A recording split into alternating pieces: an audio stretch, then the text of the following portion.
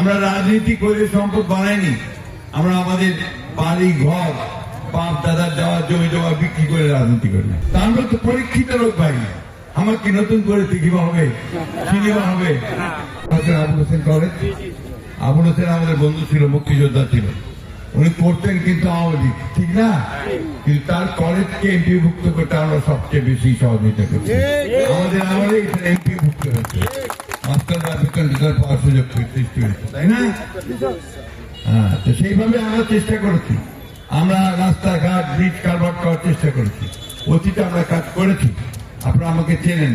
এই যে এখন আপনার ডিপ টিউবওয়েল গুলো হয়েছে এই এলাকাতে, আপনার ডিপ টিউবওয়েলে পানির ব্যবস্থা করা হচ্ছে, আমরা করছিলাম।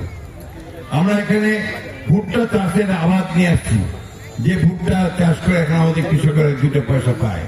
আমরা এখানে মুরগির ফার্ম গুলো নিয়ে আসছি, যে একপুরে আপনাদের ফার্ম আছে।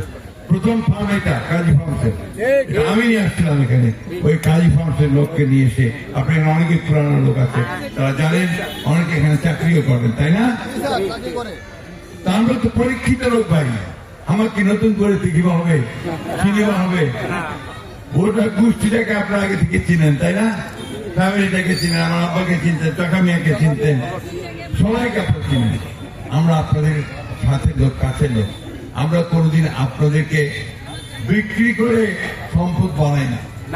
আমরা রাজনীতি করে সম্পদ বানাইনি। আমরা আমাদের বাড়ি ঘর বাপ দাদার দেওয়া জমি জমা বিক্রি করে রাজনীতি করি। এটা স্বীকার করেন তো নাকি? তাহলে আমাদের কাছে আপনারা নিরাপদ থাকতে পারবেন। আমরা অন্তত আপনাদের আমানত নিয়ে খেয়ানত করবো না, ঠিক আছে ভাই? আমি বক্তব্য বেশি রাখবো না, আপনাদের কাছে আমার বক্তব্য বেশি রাখার দরকার নাই। শুধু একটা কথা বলি, এই কিছুক্ষণ আগে এক ভাই আমাদের মহলার অ্যাসোসিয়েশন বক্তৃতায় বললেন যে আরেকটা দল যে জামাত ইসলাম আছে, ও ধর্মটাকে ব্যবহার করতেছে। রাজনীতিতে ধর্মের ব্যবহারটা ঠিক না, ঠিক না। এখানে অনেক রকম কথা বলতে হয়, অনেক রকম সুযোগ। এখানে ধর্মকে কত ধর্মের মানুষ আছে, হিন্দু ধর্মের মানুষ আছে, বৌদ্ধ ধর্মের মানুষ আছে, আমাদের সাঁওতাল ভাইরা আছে, সকলের ধর্মকে এক। তাহলে ওখানে ধর্মকে টেনে আনে, এটা একটা পক্ষপাতী